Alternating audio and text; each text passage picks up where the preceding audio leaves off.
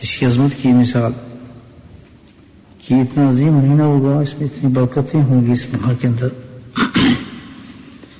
کہ ایک نفل کا ثواب جو ہوگا وہ ایک فرض کے برابر ہو جائے گا. اور نفل و فرض میں فرق یہ ہے، جیسے بزرگان دین فرماتے ہیں کہ بھائی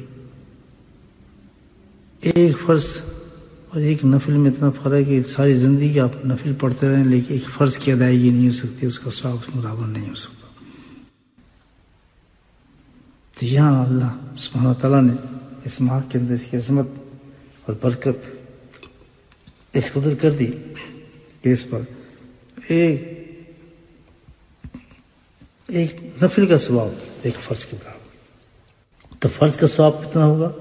70 گنا بڑھا دیا.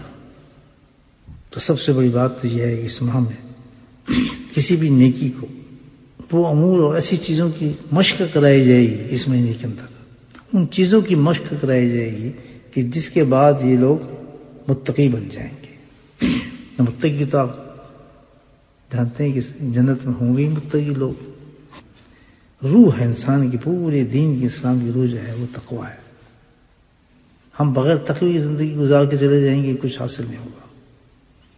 تو اللہ تعالیٰ کا کرم ہے کہ اللہ نے پورا مہینہ دے دیا جس میں انسان ان تمام اعمال کی پریکٹس کرے، ان چیزوں کی پریکٹس کرے، مشق کرے.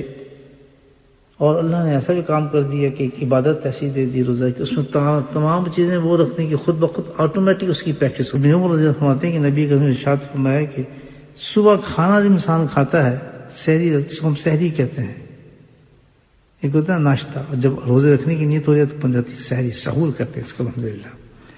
وہ اتنی زبردست چیز بنتی ہے، اتنی زبردست چیز ہے سحری کہ اللہ سبحانہ تعالیٰ نے ان اللہ ملائکۃ یصلون علی النبی کہ اللہ تعالیٰ کے ملائک اس انسان پر رحمتیں نازل فرماتے ہیں.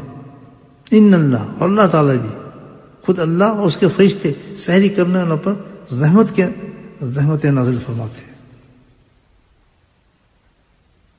ان اللہ ملائکۃ یصلون علی النبی، جس درود شریف کے بارے میں اللہ نے فرمایا کہ میں اور میرے فرشتے انسان پہ رحمت نازل فرماتے ہیں. تو یہاں سحر کے بارے میں فرما رہے ہیں.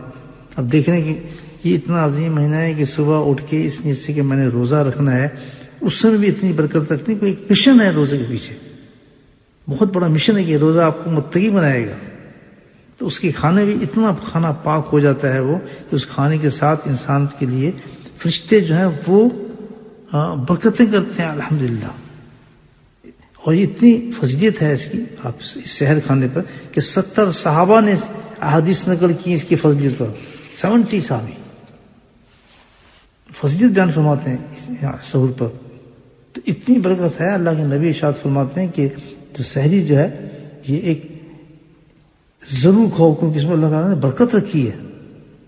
اس میں اس عظیم مہینے کے اللہ پاک نے جہاں اتنے خوبصورت ہم انعامات دیے ہیں کہ نفل فرض بن جاتے ہیں، وہاں ایک اور انعام بھی دیا ہے کہ اللہ پاک نے رمضان کے اندر دن ہو یا رات ہو ہر گھڑی کے اندر قبولیت دعا کی صفت رکھی ہے. سبحان اللہ، کہ جو اللہ سے انسان مانگے گا اللہ تعالیٰ اس کو عطا فرمائے گا. یعنی صفت رکھی اللہ پاک نے یہ کہ ویسے تو اللہ تعالیٰ جب چاہو اس سے مانگو اللہ عطا فرماتا ہے، لیکن اس رمضان کے اندر اللہ تعالیٰ نے بالخصوص اوقات مخصوص نہیں کیے بلکہ کیا ہے کہ جس وقت بھی بندہ مجھ سے مانگے گا اللہ اکبر. خاص باتیں اللہ نے بتائی ہیں کہ اس وقت مانگنے کا وقت ہے مجھ سے، تو جب مجھ سے مانگے گا اللہ اکبر.